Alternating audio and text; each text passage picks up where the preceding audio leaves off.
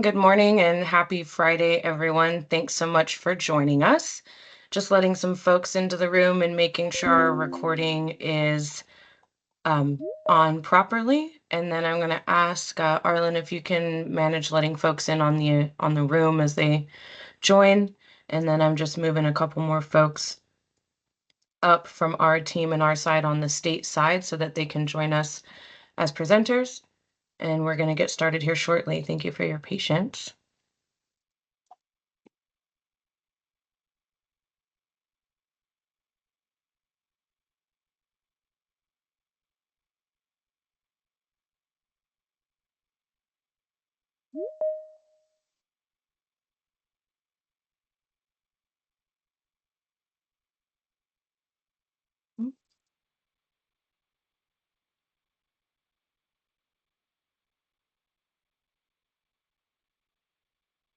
All right, and then just a few housekeeping pieces before we get started for this webinar. There is a Q&A function at the top of the screen or on your Teams that looks like a little chat bubble with a question mark in it. For your questions, please put them in the Q&A. They might get lost in the chat, so I am going to do what I can to try and disable that chat function, but if you can please keep your questions in the Q&A side, that will be most helpful for us. Thank you for that. So good morning, everyone. And Arlen, can you confirm if you can see the screen okay? I'm assuming that it's up, but just in case. I can see the screen good. Perfect. Well, welcome everyone and good morning. My name is Shawnee Harvey and I am the Creative Industries Division Director. And we're super excited to kind of walk through this one-time pilot that we're doing in partnership with New Mexico Mainstreet and New Mexico Arts. This is a really exciting time for the state to be able to invest in this way into creative communities and activate our local arts and cultural districts. So this is our overview for our 2025 Arts and Cultural District Pilot Grant Program. So we're going to go through a few logistics. We're going to go over the background information for this grant and then work our way through the application with you all and then open it up for questions. So I'm joined this morning by a couple of folks from the Main Street team, as well as some folks from New Mexico Arts. So I will hand it off to them for introductions. Arlen, I'm going to pass it to you first.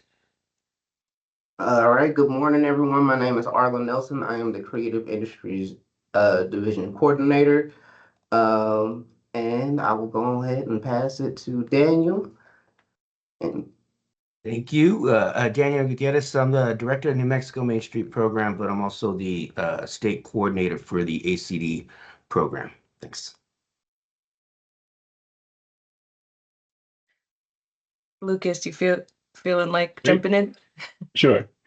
Hello, everybody. Good morning. I'm Lucas Pedraza, project coordinator for New Mexico Mainstreet. Thanks for coming.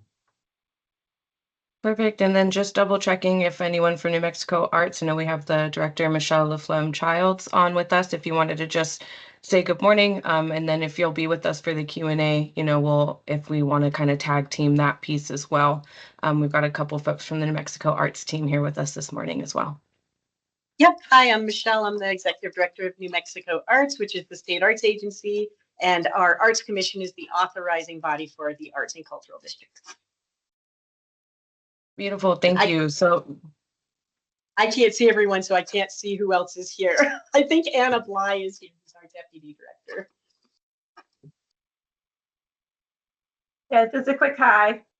Thanks for having us. I'm also a liaison with the Arts and Cultural Districts program with New Mexico Mainstreet, so staff representative here with New Mexico Arts.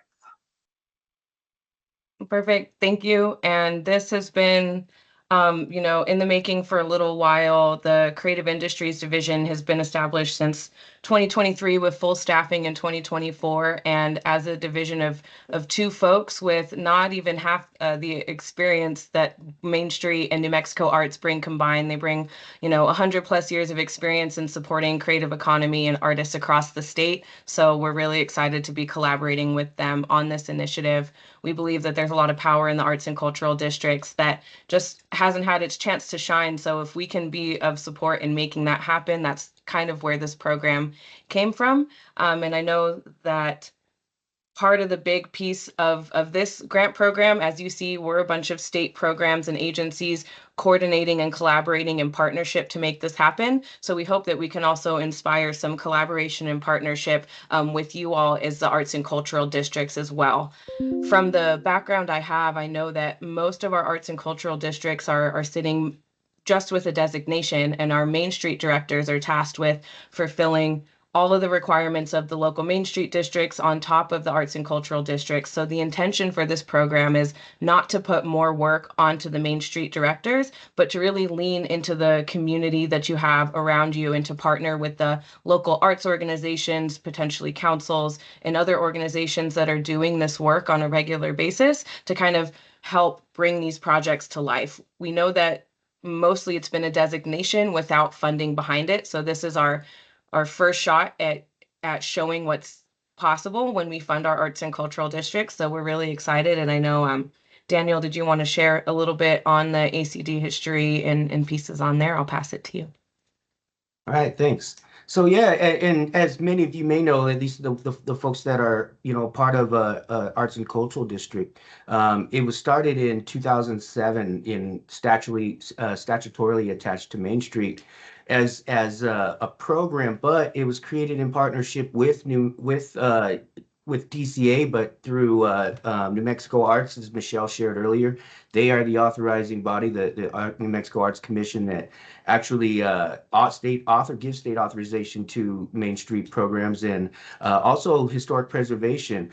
So because if you have an ACD district, your tax credits are doubled within that district, and that's something that is run by HPD. So it's always been a collaboration across sectors because one, the whole idea was that we wanted to engage, I think, at least through the Main Street program and creating the ACD was really to create these vibrant and, culturally relevant districts that are dynamic and are engaging artists and bringing new people in. And one of the requirements for even having a Main Street program is to have a coordinating program for or coordinating either board or task force that's part of being in a Main Street, but that itself is in collaboration because, you know, the intent and actually the requirements are that you have somebody from the Arts Council, you have somebody from the city, you have somebody from the Main Street organization, and then you also have other artists and other stakeholders,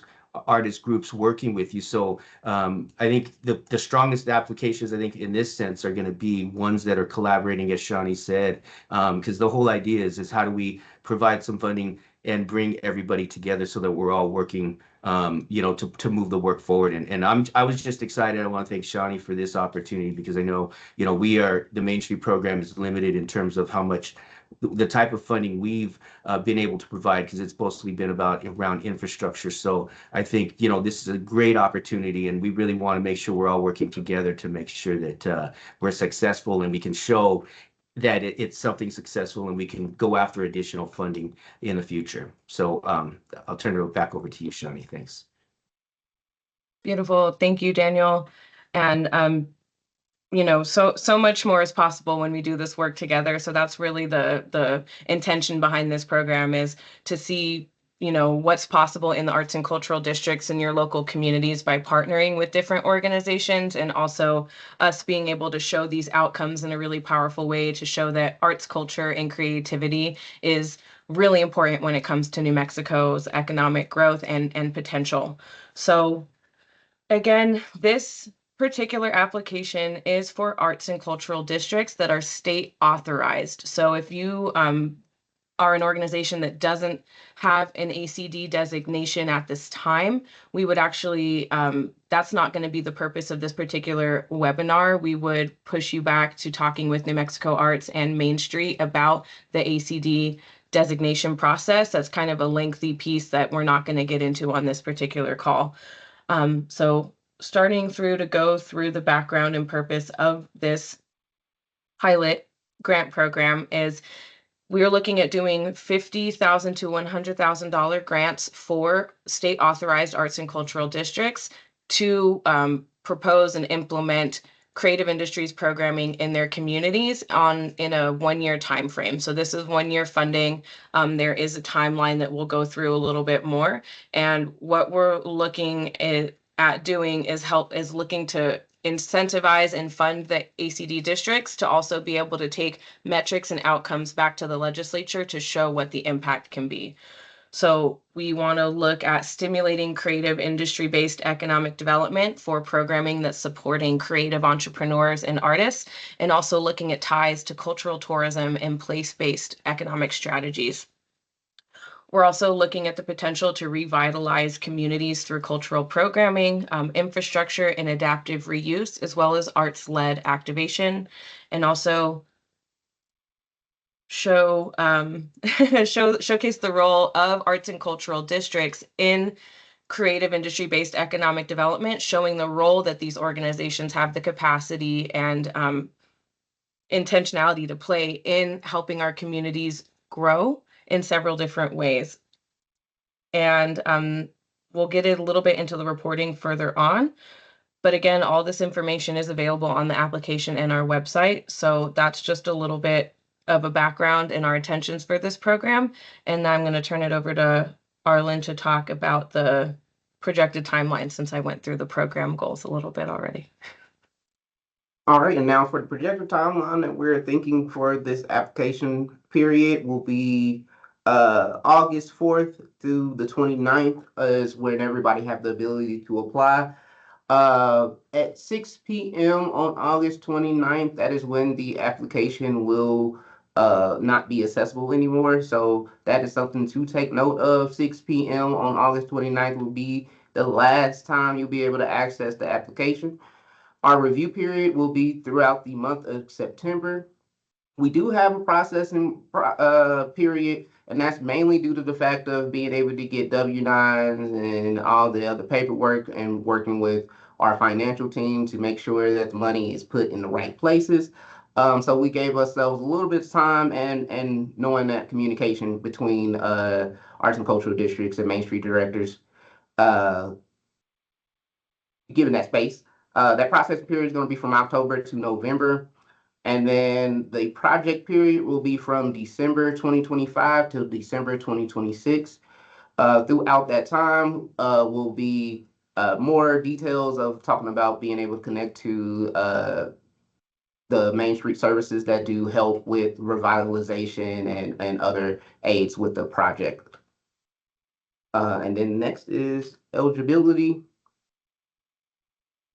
Um, Eligibility is open to state-authorized arts and cultural districts in New Mexico. Must be in good standing with New Mexico Mainstreet, New Mexico Arts, and the Arts Commission, including timely submissions of annual performance. We are also looking at collaborative proposals developed with local stakeholders, being the local artists and other creative organizations that's connected to the Main Streets and arts and cultural districts, as well as local governments. And then a capacity to be able to administrate and report a grants fund, grants agreement, while will be made directly with the ACDs and local Main Street organizations. Yeah, so on the state authorized arts and cultural districts for this particular program, this is going to be for state authorized ACDs only. We know that there are other arts and cultural districts that may have not been state authorized. We have another grant program that was announced through our newsletter as well as our social media channels and is available on our website on support organization grants. So if you are not a state authorized arts and cultural district, or you are an organization that does this kind of work but is not designated as an ACD, we have a different application that is launching, I believe, closer to October that will be available for support organizations. And we will do another webinar for that grant kind of during that application period as well. So moving down through our reporting requirements for the grant is that we will be looking to have quarterly check-in calls with New Mexico Mainstreet and creative industries, as well as potentially staff from New Mexico Arts. And it says quarterly check-ins, but depending on, the level of support needed for the individual projects, we are here because we want to see your projects succeed and we want to help you make that happen. So if we need to have additional meetings on top of that, just for clarity and ease, we will add that, but at minimum, we'll be doing quarterly check-in calls to kind of follow along with the project. At the end of the reporting period, we will be wanting to know the number of creative businesses and entrepreneurs supported throughout the programming period, throughout the project period for the grant. And then we're also going to be asking for a summary of events, activations, or public programs that were delivered through the Arts and Cultural District pilot. We're also going to be wanting to know about any resources that you may have leveraged or matched through partnerships. Definitely looking at the different partners and organizations that helped execute and make the programs possible. We're also, of course, going to be asking for photos and media and testimonials for storytelling.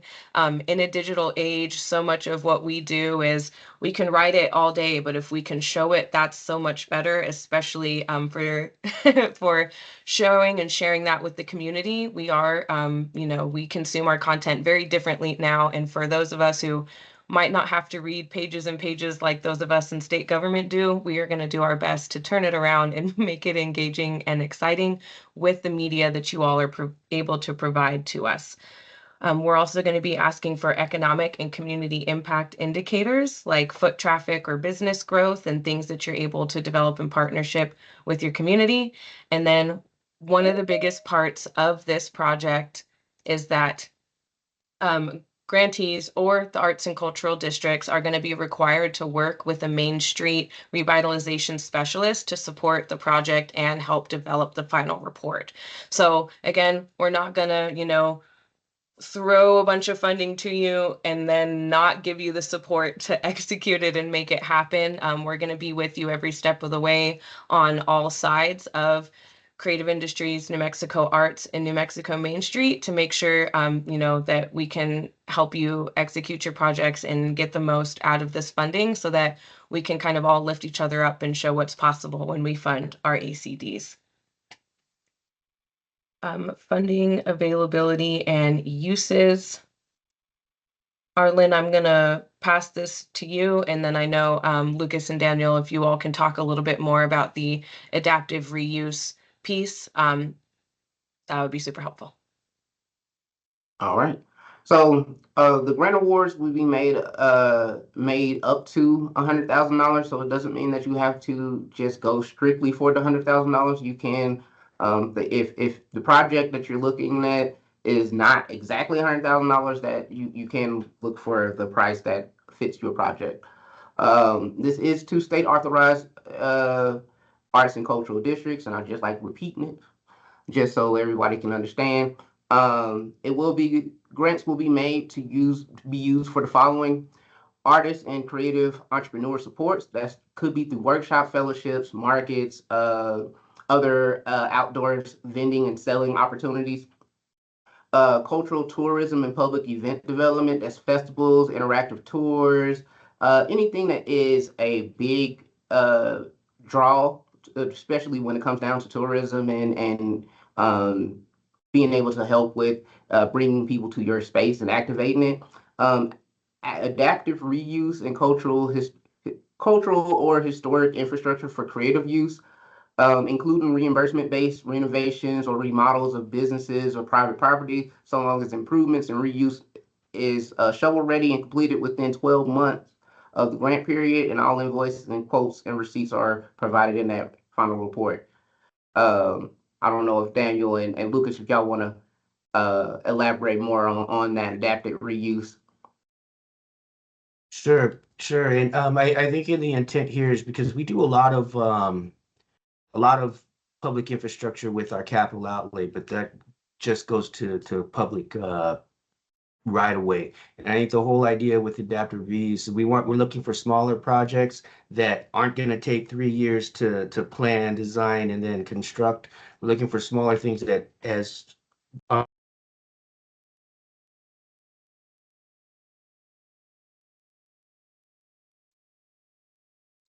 Whoops, did we lose him?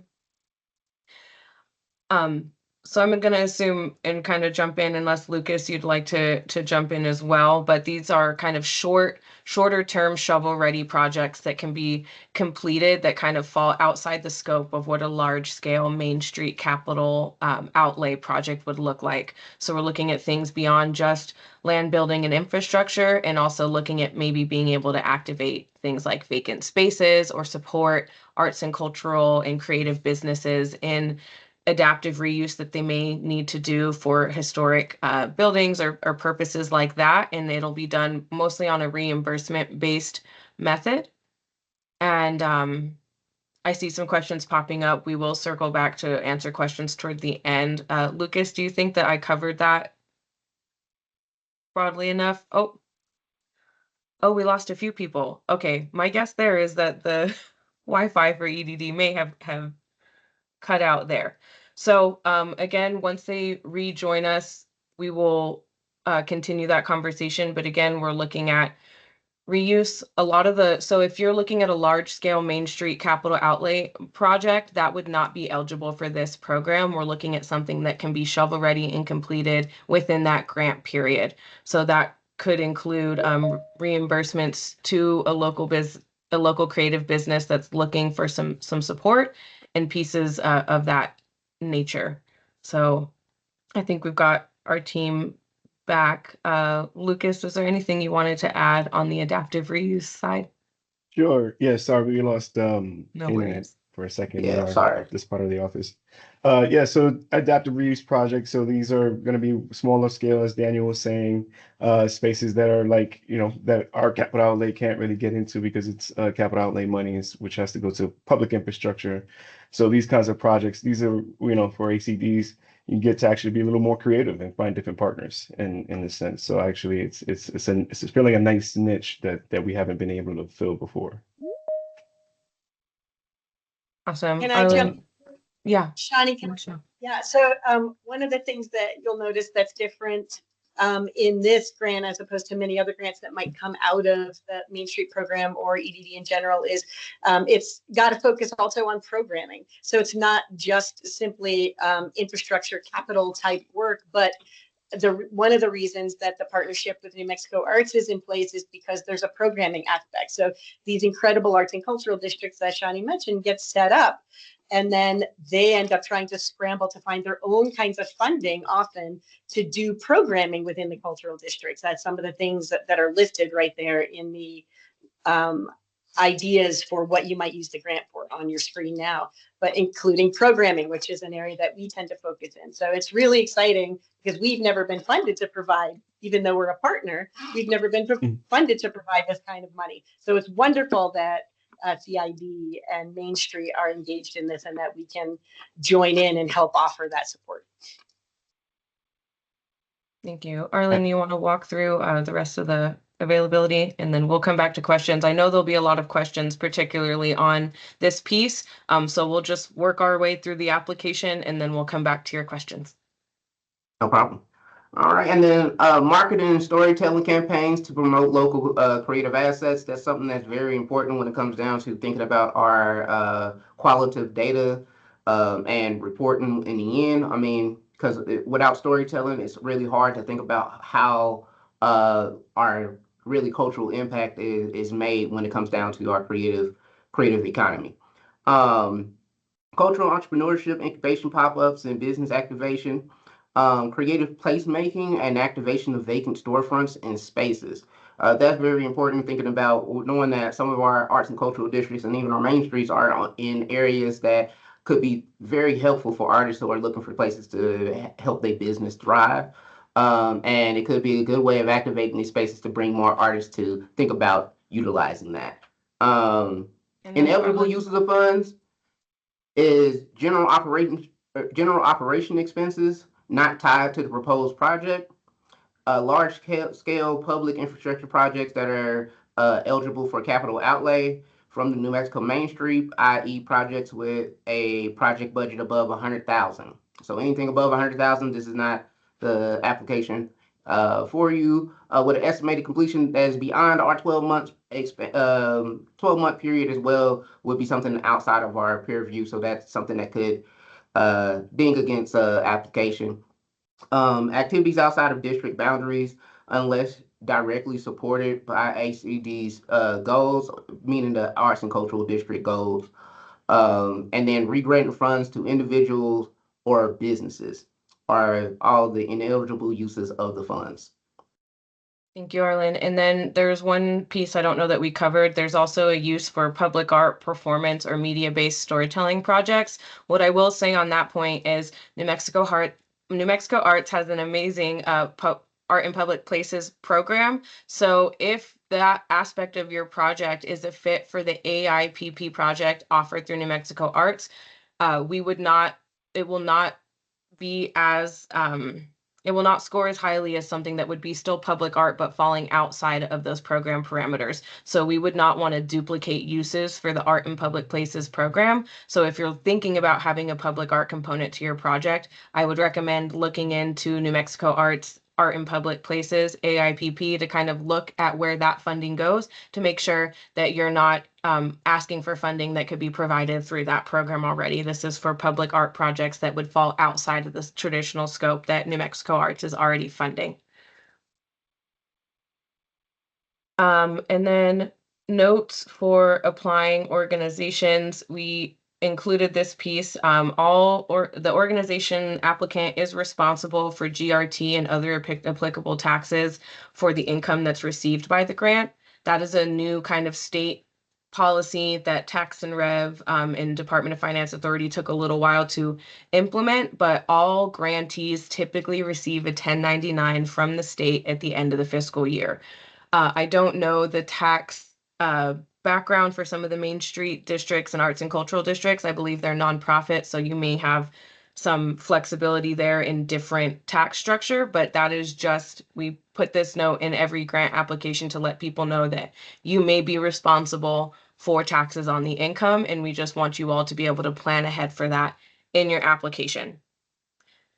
And then the way that we're looking at awarding this funding is in 2 or more advance payments tied to line items. We may look at some changes there. Most of the grants for creative industries to date have been full advance payments up front, but depending on kind of the scope and scale of your project, we might start, with what's happening in the first 6 months and then continue funding for the second 6 months. Let me see about that piece. Okay.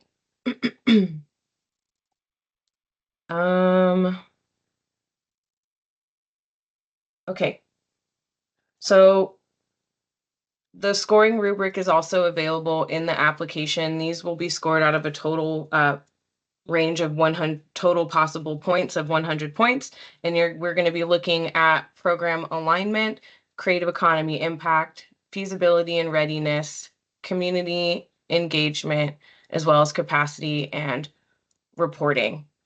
And then I'm going to walk us through the application here a little bit. And then just a note to folks who aren't able to find the Q&A, if you are on a desktop, which is more convenient for this format for webinars, especially with Teams, because we're obligated to use Microsoft, make sure that you have it in full screen mode, and then you should be able to see the Q&A bubbles right next to the chat bubbles as well.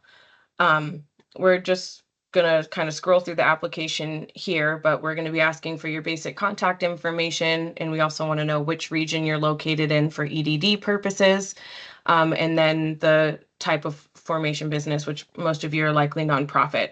So getting here into the meat of the application, this is a box that you can refer to before you go through the entire application. This is what you're going to be asked to complete throughout the whole application. We're going to want a completed W-9, a project narrative, plans for leveraging the investment of this grant into the future. We're going to be asking for a grant budget, justification, as well as your organizational operating budget. And then we're also going to be looking for an explanation and documentation of a minimum of 1 to 3 meetings with a New Mexico Mainstreet revitalization specialist that indicates that you receive some sort of technical assistance from Mainstreet while putting together your application to apply for this project. We've also provided space for letters of support, a minimum of 1 to 3 maximum, and then an explanation of community engagement that is going to happen both pre and post and during the project application period, an organizational capacity statement, as well as a plan for data collection and outcome reporting. What I will say to that is Mainstreet districts and ACDs are already required to report on an annual level to New Mexico Arts and New Mexico Mainstreet. This is not looking for anything much further than that. So you can lean on the reporting requirements that you're already fulfilling on an annual basis to kind of just add to and expand, as opposed to having to do an entire second set of reporting. The last thing, there's lots of bold in this box. W-9s take the longest and is the most arduous part of the grant process or contract process when you are working with state government. This is the reason that our processing period is projected at a solid 60 days, because we typically go back and forth with people to make corrections on W-9s. So when doing your W-9, please review this information very carefully. We cannot accept digital signatures, and our finance team will take a very hard look at your W-9 to make sure that it is not a digital signature. Please type in the information, print it out, and then sign it, or print out the form and write everything in, and then upload a picture, a PDF, a scan, whatever it might be. And what happens is sometimes the names will be on the wrong box, or the business name will be in the wrong box, and we are not able to make those edits for you. And that is it's just the worst part of the process. We promise once we get through it, it will be easier in the future, but please bear with us. If you can take your time and diligence filling out that form, it will expedite the time it will take us for you to formalize the grant application and get you your funding. And then we'll deal with the weird Q&A stuff happening here at the end. If we have to go to the chat, we will. So again, this application is all flat out. It's on one page, so you can view all the questions and all the requirements right there on the form itself.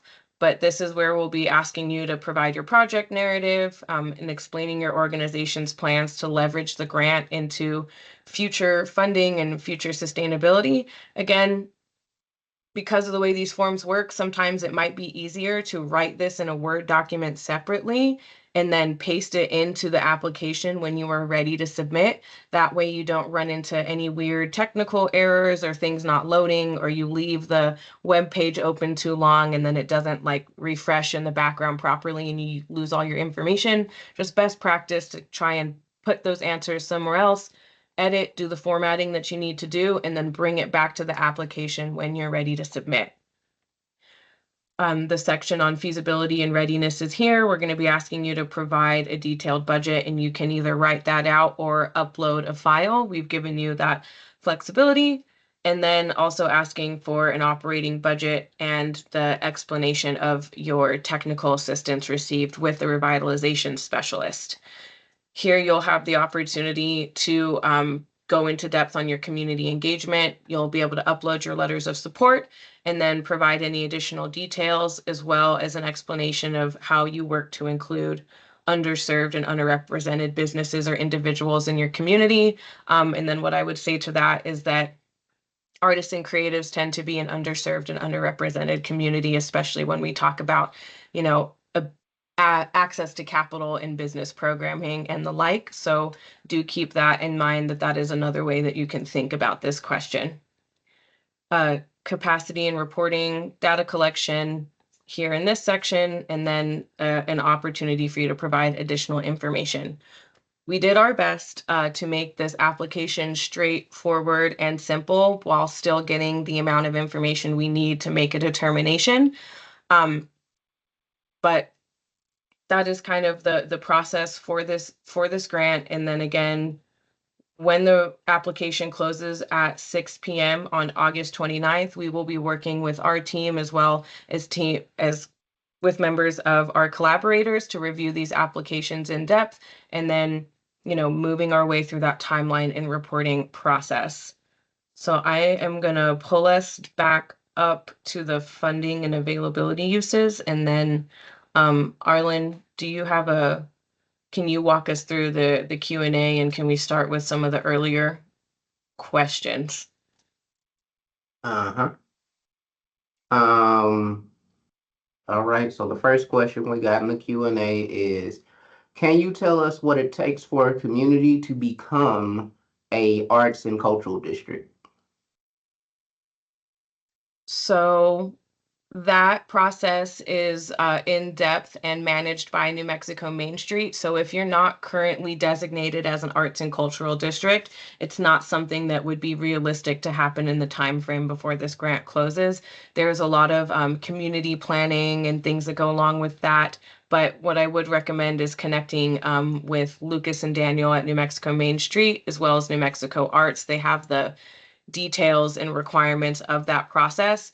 Getting a Main Street designation and an arts and cultural district designation does take some time, but it's not something that we'll really necessarily be able to walk through on this call, but we're happy to get you in touch with the folks that lead that process. All right, the next one is, I'm confused. I'm in a ACD district. Do I need to register my organization with Main Street? So, And that was for AI Living Lab.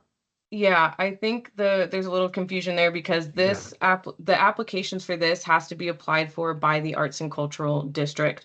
So even if you are a creative industries business located in an arts and cultural district, you would not necessarily be the one applying and receiving funding for this grant application. It is up to the Arts and Cultural District in Main Street to apply for the funding. And then what I would say is I'd encourage you to work with your local ACD through the application period. If you have a project or something or programming that you would like to be considered for that proposal in that application, you would want to work directly with the ACD that's in your area.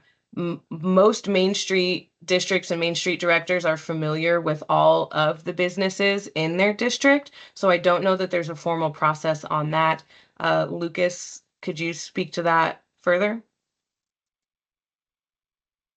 Yeah, I mean, yeah, I don't know. I saw him come on too. I don't know if he had something to add, but okay. Yeah, so if you're in the Main Street district, my with an ACD, Arts and Cultural District, my suggestion is to reach out to the director that's in your district, in your community, and talk to them about this grant and see where they are and if you guys can work together. That's what I would advise. Thank you, Lucas. And I don't have Daniel on my screen, but if he wants to pop in, he is, of course, more than welcome.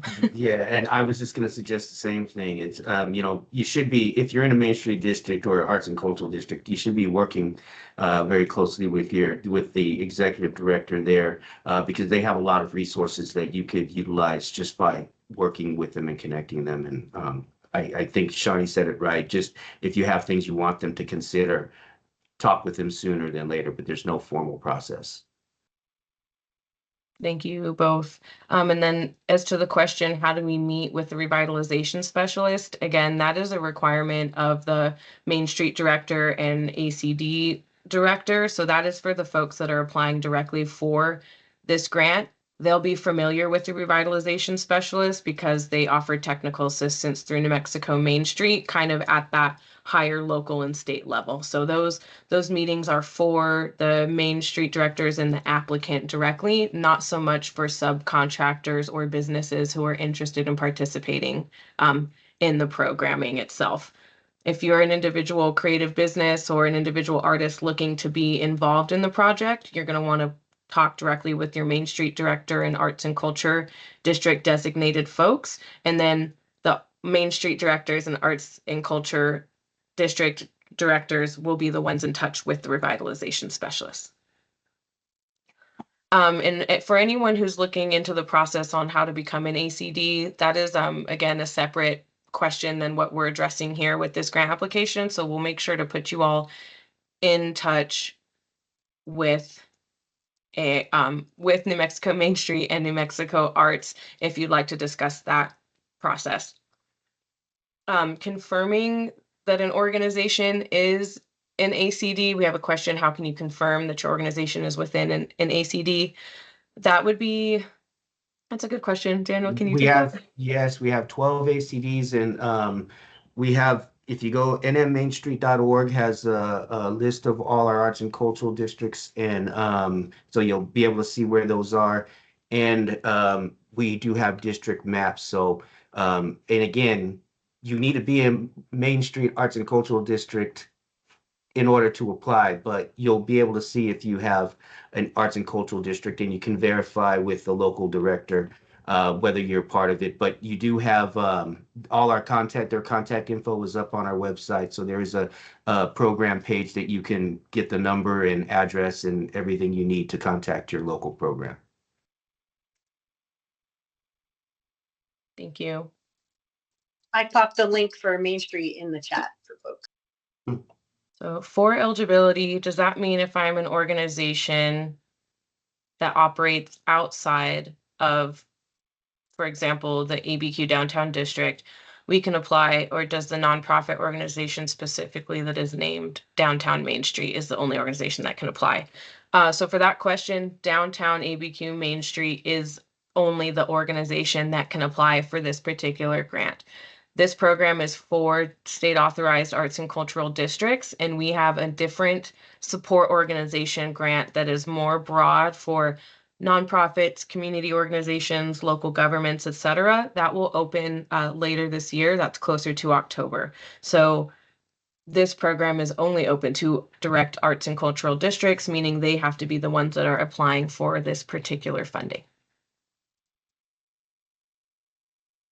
It is a question of, can a county become an ACD, or is that limited to cities, towns, or villages?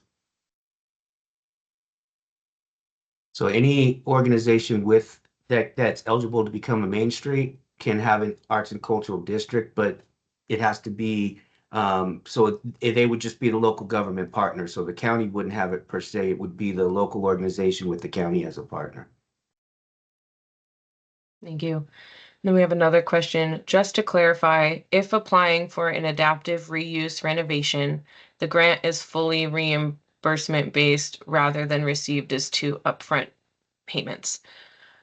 No, so the way that we would do it is the ACD Mainstreet district will be awarded the funding either in advance payment, in a full advance payment, or two advance payments as specified in the application. And then for those adaptive reuse renovations, those would be, on a reimbursement basis. We are working to have that funding in hand for you so that you're not having to come up with that capital beforehand. But the process to get the money into your hands does take an extended period of time, so please be patient with us.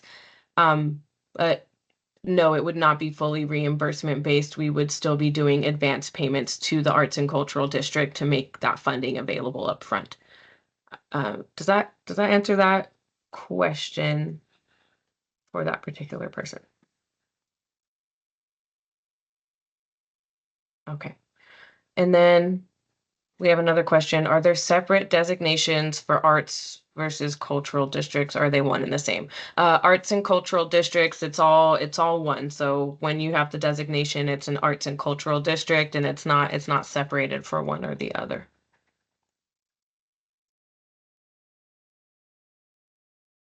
I think the only other question that was in the chat was, can a 501c3 partner with a eligible ACD as a program partner on this grant? Yes, and that would be, for the Mainstreet director and ACD kind of program lead to make that determination when building the projects. But absolutely, I think we said, partnership and collaboration is going to be huge on this, because we know that most of the Mainstreet operations throughout the state are one-man bands where you all are wearing, 30 different hats and have 80 different projects and several different businesses that are asking you for support on an ongoing basis. So the hope is that, you'll find partners regardless of, their tax structure or status, be it a 501c3, be it a foundation, be it a community organization, be it a for-profit, nonprofit. The more folks that you can get to help team up to make the work happen, the better. Absolutely.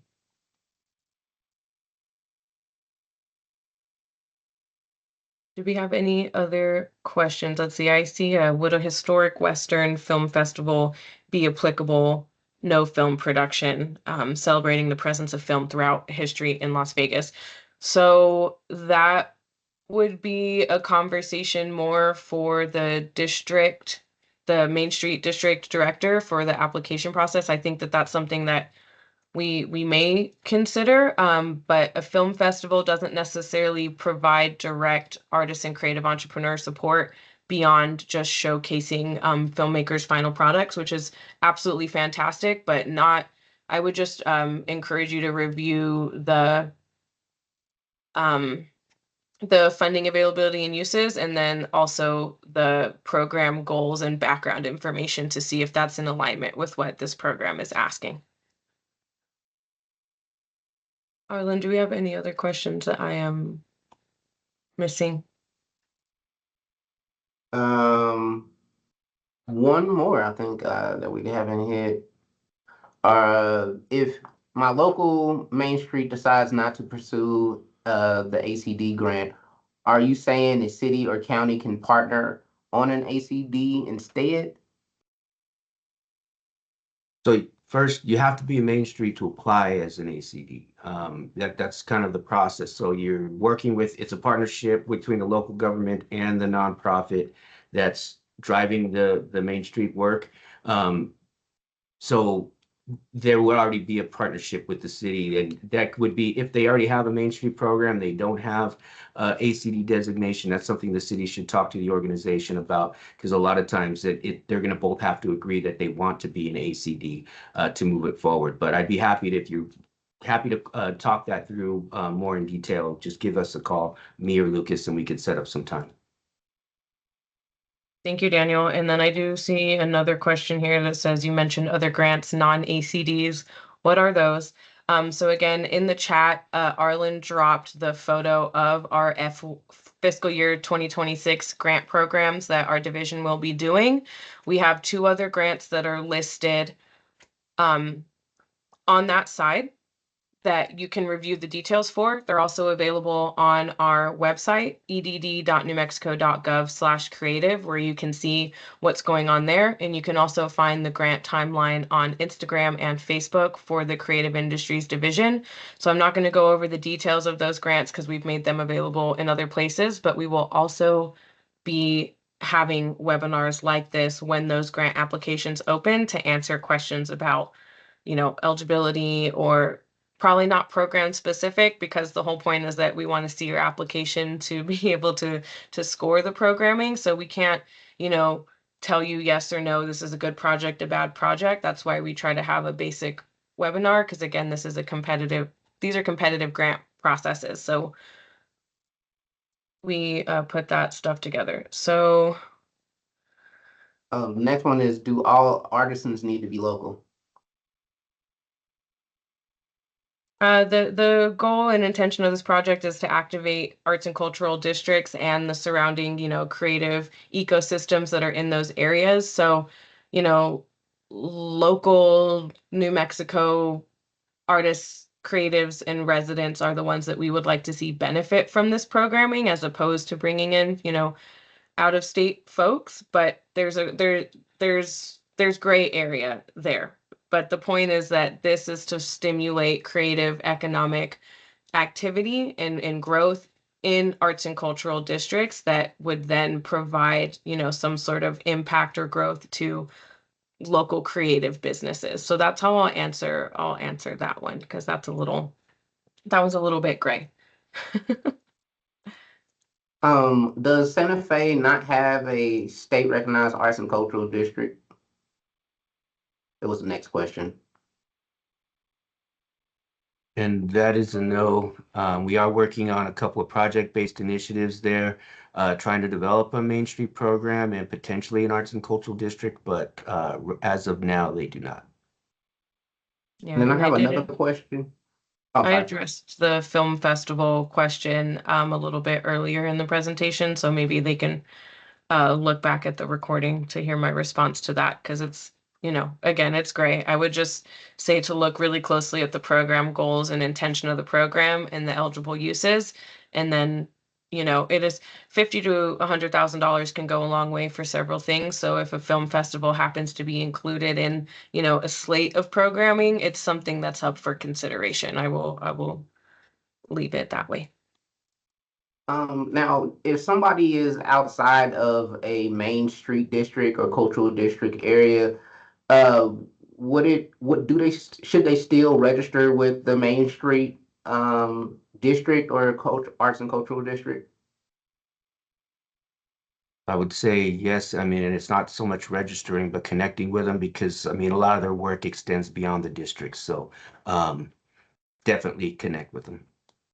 Yeah, local Main Street offices are very similar to having like a chamber of commerce or an economic development organization, or someone that is supporting small business development and growth in the community. So even if you fall outside of the district area, they still have insights, connections, opportunities that they may be able to connect you with. So they're a great, really, really great organization to be tapped into in your local community, just to know what's going on at that level. So absolutely. And then this webinar is being recorded, so we will have that posted to our YouTube shortly after.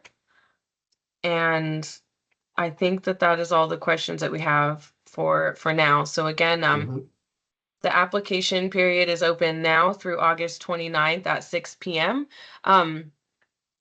We've had technical difficulties in the past where people might be waiting till, please don't wait till 5:55 on the 29th to submit your application and reach out to us with concerns of problems. We will not be able to support you with that. We will, we do what we can, but we've tried to make this process very available. So apply early, and if you run into issues, contact us before things get closed off.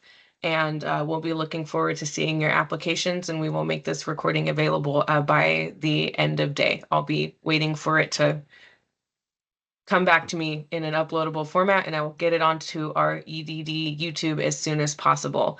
Again, thank you all for joining us. Again, we're looking forward to seeing our state-authorized arts and cultural districts thrive, and we'll be working with you in lockstep to make sure that these are a success and that we have some really great stories that we can tell and show afterwards of the impact of arts, culture, and creativity on New Mexico. So thank you all for joining us, and thank you all for being here as well.